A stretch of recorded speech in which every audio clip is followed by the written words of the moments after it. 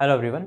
Institute of mathematical analysis में आप सभी का स्वागत है। आज के इस लेक्चर में हम एक बहुत ही इंपॉर्टेंट प्रॉपर्टी को डिस्कस करने वाले हैं और उस प्रॉपर्टी का नाम है हाउस्ड प्रॉपर्टी। तो बेसिकली ये प्रॉपर्टी क्या है, इसका प्रूफ हम किस तरह से करेंगे और इसे हम ज्योमेट्रिकली किस तरह से समझेंगे, ये हम आज इस लेक्चर के माध्यम से आपको बहुत ही अच्छे से एक्सप्लेन करने वाले हैं। देखिए, ये एक बहुत ही इंपॉर्टेंट प्रॉपर्टी भी है जो कि फर्दर टोपोलॉजिकल स्पेसेस जब आप पढ़ेंगे तो इसमें बहुत ही फ्रीक्वेंटली यूज होने वाला है। तो आज का ये जो लेक्चर है ये हाउस डॉग प्रॉपर्टी पर ही कंसंट्रेटेड रहेगा, तो इस लेक्चर को एंड तक देखिएगा और साथ ही साथ अगर आप इस चैनल पर नए हैं तो चैनल को सब्सक्राइब करना ना भूलिएगा। स्टार्ट करते हैं आज के लेक्चर को। तो जैसा कि आप लोग देख सकते हैं, मैंने इसका स्टेटमेंट और इसका प्रूफ लिख रखा है। तो सबसे पहले हम इसके स्टेटमेंट को समझेंगे। तो स्टेटमेंट क्या है? हाउस डॉग प्रॉपर्टी का स्टेटमेंट ये है कि let X D be a metric space. देखिए, सबसे पहले क्या किया है मैंने, एक मेट्रिक स्पेस एक्स टी को एज्यूम किया है, सपोज किया है। तो यहाँ पे दिया हुआ है let X D be a metric space with at least 2 point. अब देखिए, इस मेट्रिक स्पेस के साथ खासियत ये है कि इसमें एटलीस्ट 2 पॉइंट है। यानी ये मेट्रिक स्पेस, देखिए मेट्रिक स्पेस पहली चीज नॉन एम्प्टी होता है। नॉन एम्प्टी होने का मतलब उसमें एक पॉइंट भी हो सकता है और कई पॉइंट भी हो सकते हैं। तो यहाँ पे एक पॉइंट वाले मेट्रिक स्पेस को हम कंसीडर नहीं कर रहे हैं, हम उस मेट्रिक स्पेस को कंसीडर कर रहे हैं जिसमें एटलीस्ट 2 पॉइंट हैं, 2 डिस्टिंक्ट पॉइंट हैं। तो यहां पे लिखा हुआ है let X D be a metric space with at least 2 point. इसका मतलब यह है कि उसमें एटलीस्ट 2 पॉइंट तो होना ही चाहिए, 2 डिस्टिंक्ट पॉइंट। ध्यान रखिएगा, सेम पॉइंट नहीं, दोनों ही डिस्टिंक्ट पॉइंट होने चाहिए। अब इसके बाद if A and B are 2 distinct point of X. देखिए, सबसे पहले मैंने क्या लिया था, एक मैट्रिक स्पेस लिया था जिसमें 2 डिस्टिंक्ट पॉइंट थे और उन दोनों ही डिस्टिंक्ट पॉइंट का मैंने नेमिंग कर दिया। एक पॉइंट का नाम मैंने रख दिया ए और दूसरे का नाम मैंने रख दिया बी। अब मैं क्या कह रहा हूं कि if A and B are 2 distinct point of X then there exist 2 disjoint open sphere with center A and B respectively. अब इसका मतलब ये है कि अगर हमारे पास 2 डिस्टिंक्ट पॉइंट है तो उन दोनों ही डिस्टिंक्ट पॉइंट को सेंटर मान करके हम 2 स्फीयर का कंस्ट्रक्शन इस तरह से कर सकते हैं, 2 ओपन स्फीयर का कंस्ट्रक्शन इस तरह से कर सकते हैं कि वो दोनों ही स्फीयर डिसजॉइंट हो जाएं। और डिसजॉइंट होने का मतलब ये है कि उन दोनों ही स्फीयर का इंटरसेक्शन फाई हो जाए। और इसका मतलब यह है कि उन दोनों ही स्फीयर में कुछ भी पॉइंट कॉमन ना हो, कोई एक भी पॉइंट कॉमन ना हो इन दोनों ही स्फीयर में। तो हम उन दोनों स्फीयर को कह देंगे कि वो दोनों स्फीयर डिसजॉइंट है। ध्यान रखिएगा, यहाँ पे ओपन स्फीयर की बात हो रही है। तो यहां से हम कह सकते हैं कि let X D be a metric space. सबसे पहले मैंने एक मेट्रिक स्पेस अज्यूम किया विथ एटलीस्ट 2 पॉइंट, उसमें एटलीस्ट 2 पॉइंट हैं। If A and B are 2 distinct point of X, अब ए और बी अगर 2 डिस्टिंक्ट पॉइंट ऑफ एक्स है then there exist 2 disjoint open sphere. हमें 2 disjoint open sphere, disjoint open sphere का मतलब 2 ऐसे ओपन स्फीयर जिनका इंटरसेक्शन 5 होगा, इस तरह से मिलेंगे कि इन दोनों ही स्फीयर का सेंटर क्या होगा, एक का सेंटर होगा ए और दूसरे का सेंटर होगा बी। अब देखिए, अगर हम यहाँ पे एटलीस्ट 2 पॉइंट ना लेते हैं, एटलीस्ट 2 पॉइंट अगर हम ना लेते हैं तो क्या इंटरसेक्शन डिसजॉइंट आ पाता? तो बिल्कुल नहीं आ पाता, क्योंकि अगर हम एक ही पॉइंट ले लेते हैं तो उसी पे हम दोनों स्फीयर हम बना रहे हैं, तो इन दोनों का इंटरसेक्शन कभी फाई आ ही नहीं पाएगा। उन दोनों का इंटरसेक्शन या तो छोटा वाला स्फीयर जो हम बनाएंगे वही हो जाएगा। तो देखिए, सबसे पहले हम इस थ्योरम को ज्योमेट्रिकली समझते हैं कि इस थ्योरम के माध्यम से आखिर हम समझें क्या। तो सबसे पहली चीज कि एक्स डी बी है मैट्रिक स्पेस। सबसे पहले हमने मैट्रिक स्पेस अज्यूम करना है, तो मैंने यहाँ पे एक matric space x D assume किया हुआ है। फिर इसके बाद इसमें 2 पॉइंट हैं, एक का नाम है ए और दूसरे का नाम है बी और दोनों ही डिस्टिंक्ट हैं, इस बात का ध्यान रखिएगा। तो यहाँ मैंने एक पॉइंट का नाम दे दिया है ए और दूसरे पॉइंट का नाम दे दिया है बी। अब देखिए, चूंकि ये दोनों ही पॉइंट्स डिस्टिंक्ट हैं तो इन दोनों के बीच का डिस्टेंस डी ए बी क्या होगा, ग्रेटर देन 0 ही होगा। तो यहाँ पे मैंने डी ए बी लिखा हुआ है और ये क्या है, ग्रेटर देन 0। ठीक है, तो इसमें कोई दिक्कत नहीं। देखिए, ए सबसे पहले मैंने एक matric space x D suppose किया, फिर इसके बाद मैंने 2 पॉइंट, एक पॉइंट क्या है ए है और दूसरा पॉइंट क्या है बी है, और इस तरह से कि दोनों ही पॉइंट डिस्टिंक्ट हैं। दोनों ही पॉइंट डिस्टिंक्ट हैं इसलिए मैंने इसे 2 अलग अलग जगह लिखा है। अगर दोनों पॉइंट सेम होते तो एक ही जगह मैं लिख देता। तो डिस्टिंक्ट पॉइंट है तो एक पॉइंट को मैंने मान लिया ए और दूसरे पॉइंट को मैंने मान लिया बी। अब दोनों ही पॉइंट डिस्टिंक्ट हैं तो इन दोनों के बीच का डिस्टेंस क्या आएगा, 0 आएगा नहीं, और 0 नहीं आएगा तो पॉजिटिव ही आएगा। तो इसलिए मैंने यहाँ पे लिखा हुआ है D A B is greater than 0। अब देखिए हमें अब ओपन स्फीयर का कंस्ट्रक्शन करना है जिसका सेंटर क्या हो, एक स्फीयर का सेंटर ए होना चाहिए और दूसरे स्फीयर का सेंटर बी होना चाहिए, और इस तरह से दोनों स्फीयर होने चाहिए कि उन दोनों का इंटरसेक्शन 5 हो जाए, यानी वो दोनों स्फीयर डिसजॉइंट हो जाएं। तो ये आखिर हम कंस्ट्रक्ट कैसे करेंगे? अब देखिए ओपन स्फीयर हम कंस्ट्रक्ट करना चाह रहे हैं तो जाहिर सी बात है ओपन स्फीयर का कुछ ना कुछ रेडियस होगा। अब रेडियस हम किस तरह से डिफाइन करेंगे, किस तरह से हम डिसाइड करेंगे कि रेडियस कितना होना चाहिए?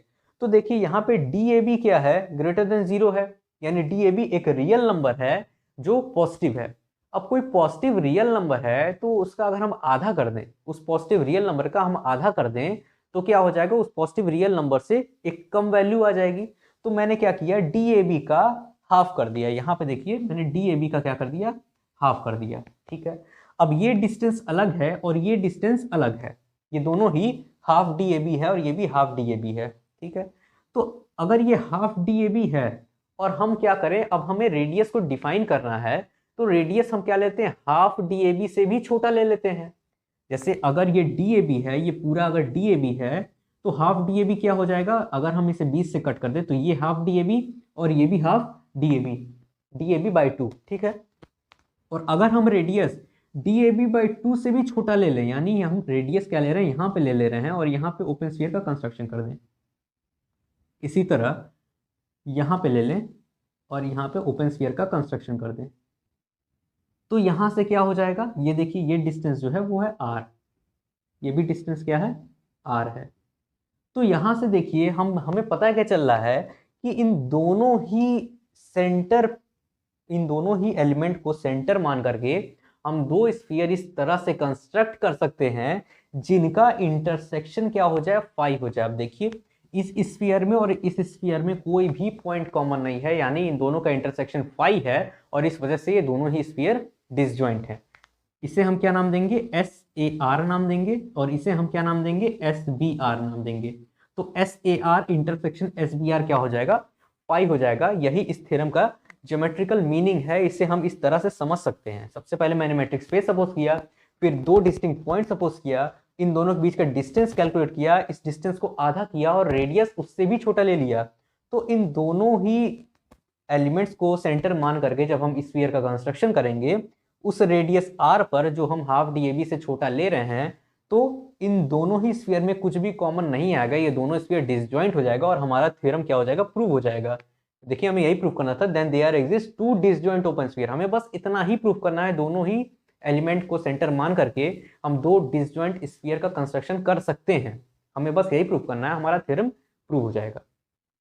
तो ये ज्योमेट्रिकल मीनिंग है। और हाँ एक चीज और, यहाँ पे अगर हम एटलीस्ट 2 पॉइंट ना लेते हैं, एटलीस्ट 2 पॉइंट ना लेते हैं, हम एक ही पॉइंट लेते हैं, तो यही हमारा ए होता, यही हमारा बी होता।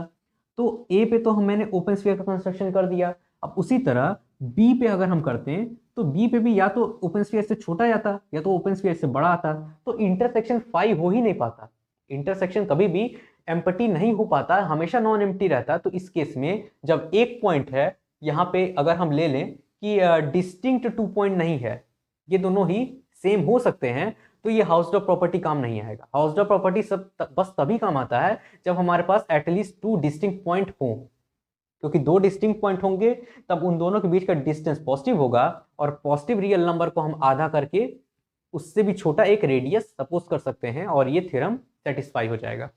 तो अब हम प्रूफ के बारे में बात करते हैं। अगर हम इसका प्रूफ करें तो हम क्या करेंगे, देखिए मैंने यहाँ पे लिखा हुआ since a, b belongs to x। यहाँ पे क्या है, a और b उन दोनों डिस्टिंक्ट पॉइंट का मैंने नेमिंग कर दिया है, थ्योरम में नेमिंग कर रखा है। तो a और b क्या है, x का एलिमेंट है with a not equal to b। अब a not equal to b का मतलब क्या है कि a और b दोनों बराबर नहीं है, यानी दोनों सेम नहीं है, यानी दोनों ही डिस्टिंक्ट हैं। इसका मतलब ये है कि a और b दोनों ही डिस्टिंक्ट हैं। तो a और b x का एलिमेंट है और a और b दोनों डिस्टिंक्ट हैं, तो इस वजह से हमारा a और b के बीच का डिस्टेंस हमेशा पॉजिटिव आएगा, जीरो नहीं आ सकता है। तो यहाँ पे लिखा हुआ है therefore DAB is greater than 0, distance between a and b is always positive और 0। तो if it can not be 0 then it is always positive. तो इस वजह से यहाँ पे DAB जो है वो हमेशा 0 से बड़ा होगा, क्योंकि यहाँ पे a not equal to b है। अब a और b बराबर नहीं हो सकते हैं, तो 0 आ नहीं सकता है, और 0 नहीं आएगा तो पॉजिटिव आएगा। तो अब आगे देखते हैं, let us consider a real number r satisfying. अब r किस चीज को सेटिस्फाई कर रहा है, वो इससे सेटिस्फाई कर रहा है। हम क्या करें, देखिए रेडियस सबसे पहली चीज 0 से बड़ा होना चाहिए। तो इस पोर्शन को आप देखिए, रेडियस जो r जो है वो 0 से बड़ा है, तो यहाँ तो कोई दिक्कत नहीं होनी चाहिए। अब यहाँ पे देखिए, यहाँ मैंने क्या किया, DAB जो है वो ग्रेटर देन 0 कैलकुलेट किया हुआ है। हम इस DAB का आधा करते हैं और रेडियस को इस हाफ DAB से भी छोटा ले लेते हैं, जैसा मैंने यहाँ पे किया। क्योंकि यहाँ पे हाफ DAB क्या आ रहा है, यहाँ पे हाफ DAB इतना आ रहा है, हाफ DAB ये इतना आ रहा है, और मैंने रेडियस उससे भी छोटा लिया हुआ है। तो यहाँ पे मैं क्या कर रहा हूँ, 0 is less than r is less than half DAB। मैं इस तरह का r सपोज कर रहा हूँ, इस तरह का रेडियस सपोज कर रहा हूँ, और इसे मैं नाम दे रहा हूँ इक्वेशन नंबर 1। अब इसके आगे अब हमें क्या करना है, हमें रेडियस मिल गया, रेडियस जो है वो हाफ DAB से छोटा है, ये हमें मिल गया। अब इसके बाद हम कंस्ट्रक्शन करेंगे स्फीयर्स का जिसका सेंटर A हो और B हो। तो यहाँ पे मैंने क्या लिखा है, the open sphere of radius r and center A and B are SAR क्या है, एक ऐसा ओपन स्फीयर जिसका सेंटर A है और रेडियस r है। ये क्या है, ये उस पॉइंट का कलेक्शन है, उस पॉइंट x का कलेक्शन है जो dxa is less than r property को सेटिस्फाई करेगा। इसका मतलब कि distance between x and a, अगर x और a के बीच का डिस्टेंस इस रेडियस से छोटा हुआ तो वो उस ओपन स्फीयर में आएगा, अदरवाइज नहीं आएगा। ये मैथमेटिकल डेफिनेशन भी होता है ओपन स्फीयर का। और इसी तरह SBR मैंने किया है जिसका सेंटर B है और रेडियस r है। ये उन सारे पॉइंट्स x का कलेक्शन है जिसका डिस्टेंस अगर हम B से कैलकुलेट करें तो वो रेडियस से छोटा आ जाए, यही है। तो SAR का डेफिनेशन ये है और SBR का डेफिनेशन ये है। तो अब हमें प्रूफ क्या करना है, हमारा जो अल्टीमेट एम है, हमें प्रूफ ये करना है कि SAR इंटरसेक्शन SBR फाई होना चाहिए, या हम दूसरे शब्दों में कहें तो SAR और SBR डिसजॉइंट होना चाहिए। तो डिसजॉइंट का मतलब क्या है, दोनों का इंटरसेक्शन फाई हो या कोई भी एलिमेंट कॉमन ना हो। तो यहाँ पे लिखा हो, now we shall show that SAR intersection SBR is equal to phi, that is SAR and SBR are disjoint. तो हमारा अल्टीमेट एम अभी तक यही है। देखिए, हमें इस थ्योरम में दो चीज करना था। पहली चीज ये थी कि हमें रेडियस इवेल्युएट करना था, रेडियस मैंने यहाँ पे इवेल्युएट कर लिया है। अब दूसरी चीज ये है कि उस रेडियस पे जो दो स्फीयर्स बनेंगे उन दोनों का इंटरसेक्शन हमें फाई दिखाना है। तो अब हम ये दिखाने जा रहे हैं कि इन दोनों का इंटरसेक्शन फाई होगा, ठीक है। तो इसका इंटरसेक्शन हमें फाई दिखाना है, तो हम उल्टा सपोज कर लेते हैं, मान लेते हैं कि फाई नहीं है, कोई पॉइंट ऐसा है जो इन दोनों में ही कॉमन है। तो देखते हैं क्या आता है। तो यहाँ पे मैंने लिखा हुआ है, let if possible y belongs to SAR intersection SBR। देखिए यहाँ पे हमें फाई प्रूफ करना था, लेकिन मैंने उल्टा माना हुआ है, मान लेता हूं मैं कि ये फाई नहीं आ रहा है, यानी ये नॉन एम्प्टी आ रहा है, यानी ये डिसजॉइंट नहीं है। डिसजॉइंट ना होने का मतलब कि इन दोनों का intersection not equal to phi आएगा, और नॉट इक्वल टू फाई आने का मतलब है कि एटलीस्ट हमें एक पॉइंट उन दोनों ही स्फीयर्स में कॉमन मिलेगा। तो अगर कॉमन मिल रहा है तो हम उसे y नाम दे देते हैं। तो यहाँ पे मैंने लिखा हुआ लेट इफ पॉसिबल, देखिए ये वर्ड जरूर लिखेगा, लेट इफ पॉसिबल, क्योंकि ये होता नहीं है, मैं इसे उल्टा लेके चल रहा हूँ कॉन्ट्राडिक्शन दिखाने के लिए। तो यहाँ पे let if possible y belongs to SAR intersection SBR। y क्या है, कोई एलिमेंट है इस x का, इस मेट्रिक स्पेस x का, जो इन दोनों ही स्फीयर्स में कॉमन है, यानी इन दोनों ही स्फीयर के इंटरसेक्शन में बिलोंग कर रहा है। तो जब इन दोनों ही इंटरसेक्शन में, इन दोनों के स्फीयर के इंटरसेक्शन में बिलोंग कर रहा है, तो इन दोनों स्फीयर में अलग अलग भी बिलोंग करेगा। तो यहाँ से मैंने लिखा हुआ है, this implies y belongs to SAR and y belongs to SBR। यहाँ पे देखिएगा मैंने एंड लिखा है, यहाँ पे और मत लिखिएगा, यहाँ पे एंड ही रहेगा क्योंकि यहाँ पे इंटरसेक्शन है। अब देखिए, अगर y जो है वो SAR का मेंबर है, और SAR क्या है, उस पॉइंट x का कलेक्शन है जिसका डिस्टेंस a से अगर कैलकुलेट करें तो वो r से छोटा है, ठीक है। dxa is less than r अगर सेटिस्फाई करेगा तो x जो है वो SAR का मेंबर हो जाएगा। इसी तरह y अगर SAR का मेंबर है तो यहाँ पे हम x को y से रिप्लेस कर सकते हैं, तो यहाँ पे dya is less than r आ जाएगा।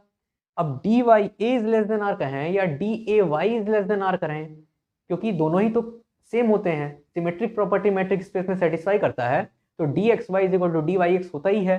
तो अगर y SAR में है तो यहाँ पे x को हम y से रिप्लेस कर सकते हैं, तो dya is less than r हो जाएगा, या फिर day is less than r हो जाएगा। तो यहाँ पे मैंने लिखा हुआ है day is less than r। और इसी तरह y अगर SBR में है, SBR में है तो यहाँ पे हम y रिप्लेस कर सकते हैं, तो dyb is less than r होना चाहिए, तो यहाँ पे dyb is less than r। अब देखिए, हम यहाँ पे ट्रायंगुलर इनइक्वालिटी का यूज करेंगे। अब ट्रायंगुलर इनइक्वालिटी का यूज हम कैसे करेंगे, हमें पता है कि DAB is less than equal to DAY plus DYB, ये ट्रायंगुलर इनइक्वालिटी होता है। हम A और B के बीच में एक तीसरे पॉइंट Y को इंसर्ट कर रहे हैं, तो जैसे ही हम इंसर्ट करेंगे ये इनइक्वालिटी है, ये लेस देन इक्वल टू में कन्वर्ट हो जाएगी, ठीक है। तो D A B is less than equal to D A Y plus D Y B, मैंने y को बीच में इंसर्ट कर दिया है, यही ट्रायंगुलर इनइक्वालिटी होता है। अब डी ए वाई जो है वो r से छोटा है, ध्यान दीजिएगा यह स्ट्रिक्टली छोटा है, यहाँ पे इक्वल टू नहीं लगा है। डी ए वाई r से छोटा है और डी वाई भी r से छोटा है, तो D A Y is less than r plus D Y B is less than r। या फिर आप दूसरे शब्दों में ये भी कह सकते हैं कि इन दोनों को अगर हम ऐड कर दें, इन दोनों का LHS ऐड कर दें और इन दोनों का RHS ऐड कर दें, तो क्या आ जाएगा D A Y plus D Y B, ये LHS हो गया, RHS क्या हो जाएगा less than r plus r यानी 2r। तो यहाँ पे D A B is less than equal to D A Y plus D Y B is less than 2r, यहाँ पे यही चीज लिखा हुआ है। तो ओवरऑल हमारे पास आ क्या गया, D A B is less than 2r, ये आ गया D A B is less than 2r, ये हमारे पास आया। अब देखिएगा यहां से अगर हम r की वैल्यू कैलकुलेट करें तो r की वैल्यू क्या आ जाएगी, r की वैल्यू आ जाएगी greater than half D A B. समझिएगा, अगर हम 2 को इधर ट्रांसफर कर दें इधर डिनोमिनेटर में, तो r की value greater than d A B आ जाएगी, या फिर half D A B is less than r आ जाएगा, यही चीज है, दोनों कॉमन है। तो r is greater than half D A B. और यहाँ आप ध्यान दीजिएगा, यहाँ पे क्या हो रहा है, r जो है वो हाफ डी ए बी से बड़ा हो रहा है, लेकिन यहाँ हमने सपोज किया है कि r जो है वो हाफ डी ए बी से छोटा होगा। तो यहाँ पे एक कॉन्ट्राडिक्शन हमें मिल गया जो इक्वेशन 1 को कॉन्ट्राडिक्ट कर रहा है। देखिए ये तो हर हाल में सही होगा, और ये उल्टा रिजल्ट तब आया है जब मैंने माना है कि ये दोनों डिसजॉइंट नहीं है, या फिर ये जो y है इन दोनों के इंटरसेक्शन में बिलोंग कर रहा है। देखिए उल्टा रिजल्ट देने का यही मुझे फायदा हुआ कि मुझे एक कॉन्ट्राडिक्शन मिल गया, और जैसे ही हमें एक कॉन्ट्राडिक्शन मिला हम कह देंगे कि जो मैंने हाइपोथेसिस किया था, जो मैंने माना हुआ था वो गलत माना था, और इस वजह से उसका उल्टा सही होगा, यानी वो डिसजॉइंट हो जाएगा। मैंने यही माना था कि ये डिसजॉइंट नहीं है, इक्वल टू 5 दिखाना था, मैंने मान लिया नॉट इक्वल टू 5 है, और जैसे ही नॉट इक्वल टू 5 माना मैंने मान लिया कि y हमें मिल रहा है, और y मिलते ही हमारे पास एक उल्टा रिजल्ट आ गया जो कि इक्वेशन 1 को कॉन्ट्राडिक्ट कर दिया। तो हम कह सकते हैं कि कोई y एग्जिस्ट ही नहीं करेगा, कोई y एग्जिस्ट नहीं करेगा, इसका मतलब इन दोनों का इंटरसेक्शन 5 हो जाएगा। और जैसे ही 5 हुआ S A R intersection S B R is equal to 5, that is disjoint. हमें डिसजॉइंट स्फीयर्स मिल गए हैं जिसका सेंटर ए होगा और बी होगा, और हमारा थ्योरम यही प्रूव हो गया। तो ये था हमारा आज का थ्योरम। होप आप लोग को लेक्चर समझ में आया होगा। अगर आपको कोई डाउट होता है तो आप कमेंट सेक्शन में कमेंट कर सकते हैं, और अगर आपको ये लेक्चर पसंद आता है तो इस लेक्चर को लाइक करें, शेयर करें, और अगर आप इस चैनल पर नए हैं तो चैनल को सब्सक्राइब करना ना भूलें। तो अपने नेक्स्ट लेक्चर में हम डिस्कस करेंगे नेबरहुड के बारे में। तो मिलते हैं नेक्स्ट लेक्चर में। Have a nice day.